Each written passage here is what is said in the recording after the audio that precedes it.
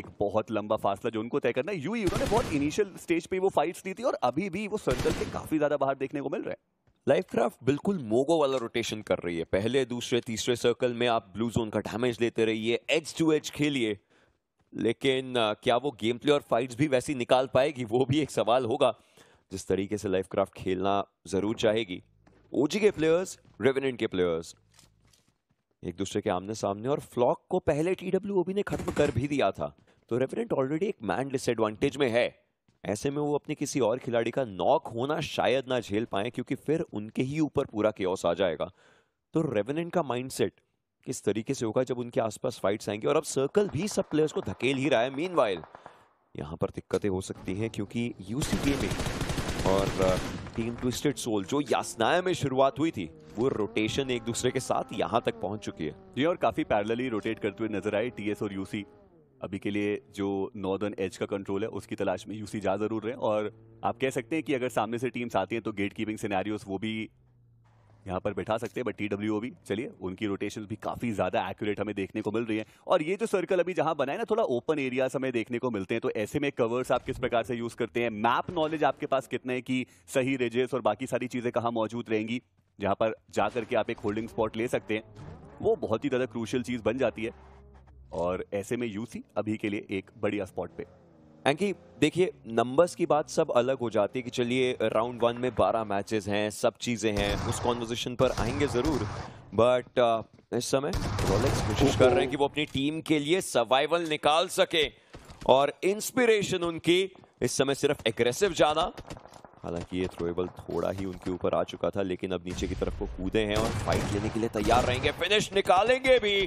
3 खिलाड़ी रोलेक्स ने खत्म किए और अपनी टीम के लिए उम्मीदें अभी भी जीवित रखी हैं। जी हाँ, एक बेहतरीन 1v3 क्लच जो हमें देखने को मिल रहा है, और टीनेजर्स की अगर हम बात करें, उनको बाहर का रास्ता दिखाया गया है। शुरुआती मुकाबले भी उनके उतने बेहतरीन गए नहीं, बट इंस्पिरेशन के रोलेक्स क्या बढ़िया प्रदर्शन, और अब यहाँ पर वो और भी ज्यादा देर तक सरवाइव कर सकते हैं। हेलमेट हालांकि उनका डैमेज था, उन्होंने वो क्रेट से लूट भी कर लिया, बट आप देखिए क्या बेहतरीन वो S12K का इस्तेमाल हमें देखने को मिला। वाह, और वो जो प्लेयर दूसरी बार आए उनके ऊपर भी वो फटका लगा, पहली बार मिस जरूर हुआ था, और कॉन्फिडेंस आप देखिए, उनको ही पता था कि हाँ मात्र एक ही खिलाड़ी वहां पर मौजूद, वो DBS लेके आए जरूर, लेकिन हमने हर बार चर्चा की है कि DBS का अगर पहले शॉट मिस हुआ फिर तो S12K उससे बच पाना नामुमकिन रहता है।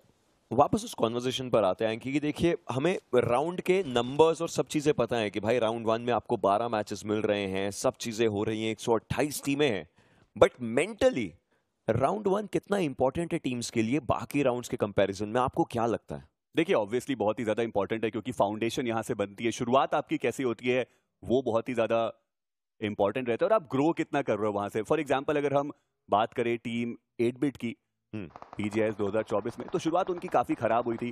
द ग्राइंड में भी वो क्वालिफाई करके BGS में डायरेक्टली नहीं गए थे, इन गेम क्वालिफाइड्स के लिए, लेकिन उस टीम की ग्रोथ हमें देखने को मिली विद टाइम, और इवेंचुअली हमने देखा कि वो ग्रैंड फाइनलिस्ट बने, जो अपने आप में एक बहुत ही ज्यादा बेहतरीन चीज बन जाती है। सो ओवरऑल स्टार्ट बहुत ही ज्यादा डिपेंड करता है कि हाँ आप किस प्रकार से खेल रहे हैं और वो मोमेंटम आप किस प्रकार से कैरी फॉरवर्ड कर रहे हैं। लेकिन अगर स्टार्ट उतना अच्छा नहीं भी होता है, ऐसा नहीं है कि टीम्स क्रम्बल ही कर जाती हैं, आप उससे सीख सकते हैं, इंप्रूव कर सकते हैं डेफिनेटली। और मीनवाइल हल्की फुल्की फाइट्स भी हमें देखने को मिली। ओजी के प्लेयर्स, ग्लोबल ई स्पोर्ट्स के प्लेयर्स एक दूसरे के ऊपर थोड़ा बहुत प्रेशर जरूर बना रहे थे, और इस बीच सर्कल की ये जो करवट आई है ग्लोबल ई स्पोर्ट्स के पास, ऑटोबॉट्स के पास, सर्कल जरूर डिसेंट तरीके से, ओजी थोड़ा एज पर आ चुके हैं और रेवेनेंट भी as per, but iQOO soul को देखिए, जेनेसिस के प्लेयर्स को देखिए, जेनेक्स FM के प्लेयर्स को देखिए, और ऊपर यूसी गेमिंग, उनको जोन में आना है, इनफैक्ट यूई को भी सर्कल में मूव करना है। थोड़ी दिक्कतें इनकी रोटेशंस में हो सकती हैं। जी हाँ, और ऐसे में वो गेट कीपिंग सिनेरियोस उसको क्रॉस करना पड़ेगा, और वो जो एजेस है वहां पर प्रेशर उनको क्रिएट करना ही पड़ेगा। बट टीम ओरंगुटैन बहुत ही ज्यादा स्ट्रांग नजर आ रही है। इसी बीच आदि वो जो आखिरी खिलाड़ी बचे हुए थे उनका भी सफाया हो चुका है, और टीम जेनेसिस इस मुकाबले से काफी जल्दी बाहर का रास्ता लेते हुए, पर टीम ओरंगुटैन जिनकी मैं बात कर रहा हूँ, काफी बढ़िया पोजीशनिंग है, अभी भी एक स्प्लिट हमें देखने को मिल रहा है, और सदर्न एज का पूरा कंट्रोल उनके पास मौजूद।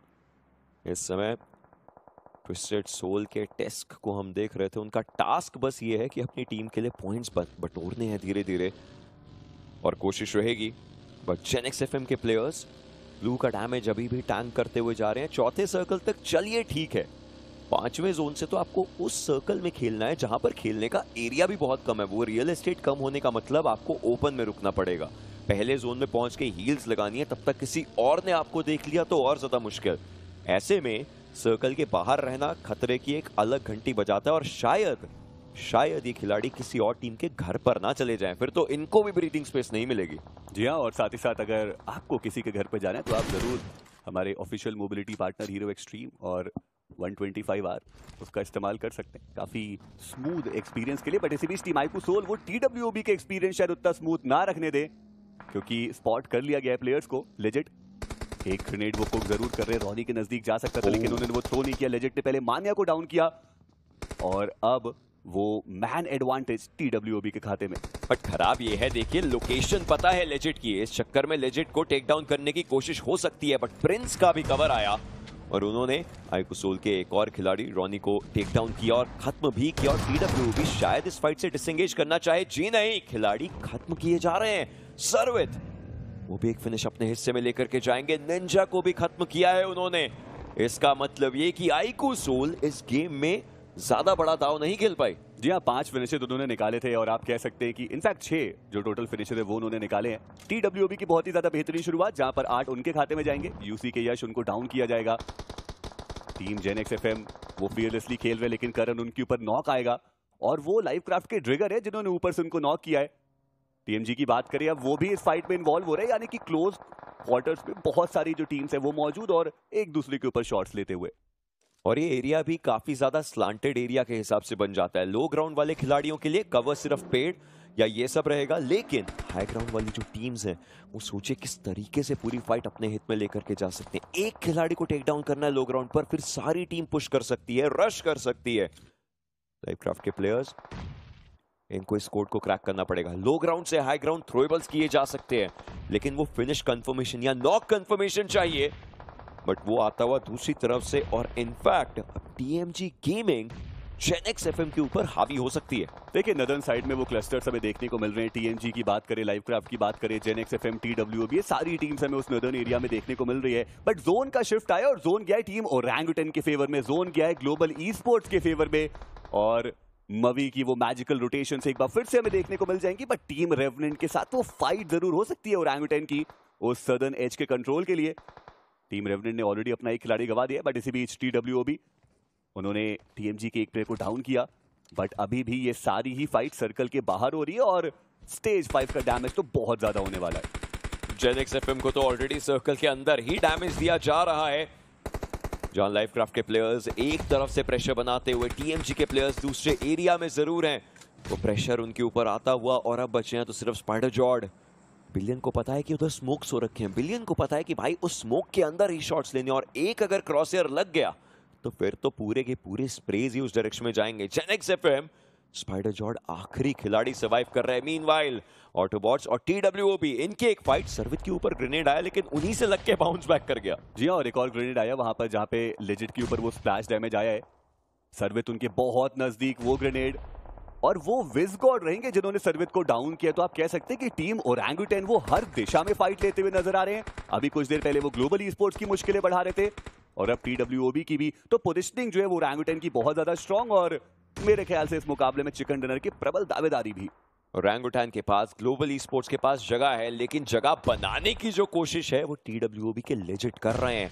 हालांकि उनके ऊपर स्प्लैश डैमेज आता हुआ, ऑटोबॉट्स के पास मैन एडवांटेज है और लेजिट की HP बहुत ही ज्यादा कम बची है। बट एक ग्रेनेड उन्होंने एक होल जरूर दिया जिसके कारण वो आगे जाएंगे। अब खुद को हील करना एक प्रायोरिटी बनेगी जरूर।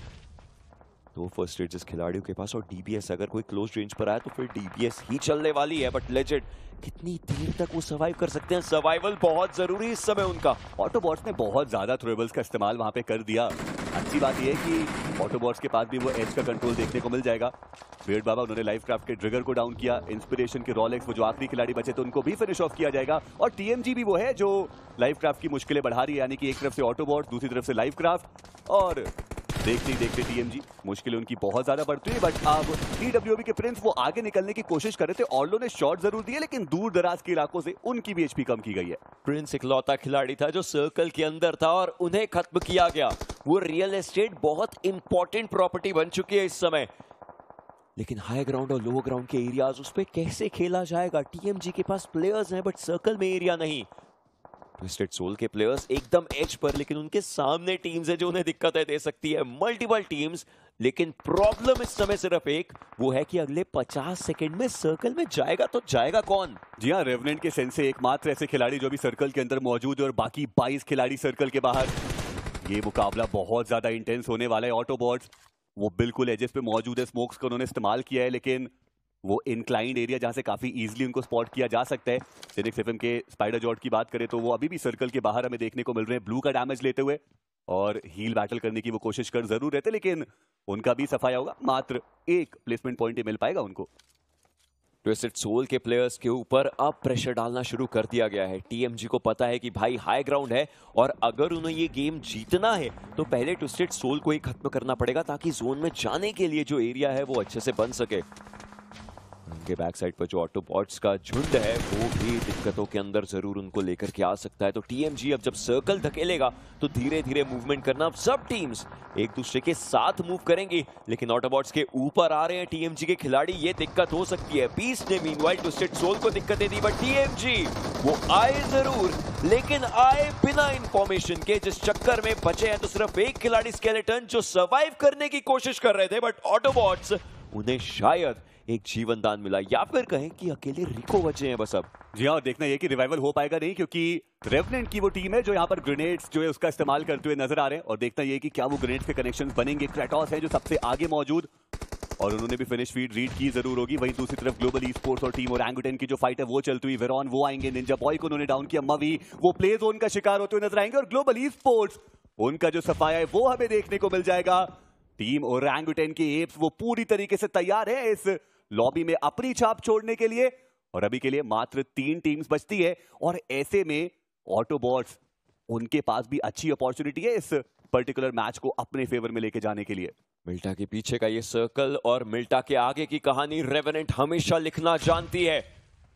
ऑटोबॉट्स का प्रदर्शन उन्हें बेहतरीन चाहिए, लेकिन वो जहां पर थ्रोएबल्स डाल रहे हैं वहां पर कोई टीम नहीं है। उन्हें लग रहा है शायद कि वहां पर खिलाड़ी हो सकते हैं, but orangutan one of the most consistent teams इस सर्किट में, और उनको भी एक चिकन डिनर की तलाश रहेगी। दिन का शुरुआत, पहला गेम, और पहले गेम के अंदर 3 बड़े नाम एक दूसरे के आमने सामने, और ये वो क्षण जहां ग्लोबल ई स्पोर्ट्स को दिक्कतें बहुत ज्यादा दी गई थी, लेकिन ये 3 नाम कौन किस पे भारी पड़ेगा? जी हाँ, और अब तो सर्कल के अंदर जाना ही पड़ेगा। वेरॉन थे जो अभी थोड़ा पीछे देखने को मिल रहे हैं, हालांकि विजगॉड की बात करें वो सर्कल के अंदर मौजूद है। थ्रोएबल्स का भी इस्तेमाल किया जा रहा है ऑटोबॉट्स के द्वारा। टीम रेवेनेंट क्या वो एक बेहतरीन कमबैक करके जा पाएंगी, क्योंकि सवालिया निशान तो बहुत सारे हैं। चलिए ठीक है, मान लिया कि बहुत ज्यादा समय नहीं हुआ इस टीम को बने हुए, लेकिन ये प्रो सीरीज है और यहां पर आकर के तो आपको वो प्रो गेम प्ले ही दिखाना पड़ेगा। सर्कल एक बार के लिए अब क्लोज इन होना शुरू हो चुका है, और इस चक्कर में थ्रोएबल्स डाल के आगे मूव किया जा रहा है। ओरंगुटन के खिलाड़ियों के ऊपर आया था सैफ का वो थ्रोएबल, हालांकि वो सही समय पर अपनी दिशा बदले, जिसके कारण अभी भी वो सर्वाइवल इंस्टिंक्ट चलता हुआ। अब ऑटोबॉट्स को देखने के लिए रेवेनेंट के पास सोचिए कितना एक सही एरिया रहेगा, क्योंकि रेवेनेंट कंपैरेटिवली हायर ग्राउंड पर है। ऐसे में ऑटोबॉट्स जिनकी नजरें ओरंगुटन की तरफ हैं, उनको शायद पता ना चले कि उनकी तरफ एक खतरा मंडराता हुआ आ सकता है रेवेनेंट का। जी हाँ, और वो थ्रोएबल्स बहुत ही ज्यादा इंपॉर्टेंस रखते हैं अभी के लिए। एक ओपनिंग नॉक और दिक्कतें बढ़ सकती है, और साथ ही साथ ये भी डिपेंड करता है कि जो पहली फाइट है वो किन 2 टीम्स के बीच में होगी। क्रेटोस उनके बहुत ही ज्यादा नजदीक वो ग्रेनेड गया, मोलोटोव्स भी वहां पर दागे जा रहे हैं, बट अभी तक वो एक ओपनिंग नॉक जिसकी तलाश ऑटोबॉट्स कर रहे हैं वो उनको नहीं मिला। चलिए फाइनली वो फाइट हमें देखने को मिल जाएगी जहां पे क्रेटोस उन्होंने एक ओपनिंग नॉक निकाला, ओरवा को उन्होंने डाउन किया, लेकिन उनको भी इंस्टेंटली टेक डाउन किया जाएगा। रेवेनेंट के सैफ वो रहेंगे जिन्होंने विजगॉड को डाउन किया है। क्रेटोस उनको फिनिश करने की कोशिश जरूर की जा सकती है, बट ऑटोबॉट्स उनका खात्मा देखने को मिल जाएगा, और अब एक 2v3 की ये बैटल जहां पर रिवाइवल काफी आसानी से सेंस दे भी देंगे। ये 14 सेकंड सांस लेने के हैं, लेकिन इसके बाद सांसें छीनी जा सकती हैं टीम से। रेवेनेंट एक तरफ और ओरंगुटन एक तरफ, 2 बड़े नाम, 2 इंपॉर्टेंट नाम, एक अपनी कंसिस्टेंसी बटोर के रखना चाहते हैं और एक वो कमबैक की कहानी बीजीआईएस से अभी तक ढूंढते हुए नजर आ रहे हैं। आज की शुरुआत किसी एक का चिकन डिनर, महत्वपूर्ण चिकन डिनर से हो सकती है। 8वां सर्कल, 20 सेकंड का समय। सैफ ऊपर उठ रहे हैं तो उन्हें देखा जा रहा है। विजगॉड आगे आ चुके हैं। वेरॉन काफी साइड का एंगल लेने की कोशिश कर रहे हैं, लेकिन 3 वर्सेस 2 की ये बैटल बहुत दिलचस्प है। ये दोनों ही टीम्स अपनी पहली ऑफिशियल ट्रॉफी की उम्मीद लेके सपना लेकर के आए आईकू बीएमपीएस 2024 में, लेकिन वो ग्रेनेड बहुत ही ज्यादा बेहतरीन था। सेंसे को डाउन किया, सेफ को भी डाउन किया जाएगा। Kratos is the last man standing team और ओरंगुटेन के एप्स वो इस जंगल को अपना बनाने के लिए पूरी तरीके से तैयार।